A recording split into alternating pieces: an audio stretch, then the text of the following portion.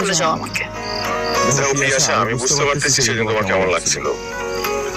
আমি তোমার কাছে আরেকটা সুযোগ চাই। আমি তোমাকে ভালোবাসবো না। তোমার কি মনে হয় তুমি ওই দিন আমাকে যেভাবে ফিরিয়ে দিয়েছো, তারপর আমি তোমাকে ভালোবাসবো, তোমাকে আবার সুযোগ দিব? তাহলে কি হলো বিষয়টা? প্রতিশোধ? যখন আমার জীবনে আসতে বলেছিলাম তখন আসো নাই কেন? তখন তো আমি বুঝি নাই যে আমিও তোমাকে ভালোবাসি। দেখো, আমি পলিটিক্স করি, সারাক্ষণ পাবলিক ফাংশন অ্যাটেন্ড করি। আমি কোনো বুঝিই নাই ভালোবাসা কি।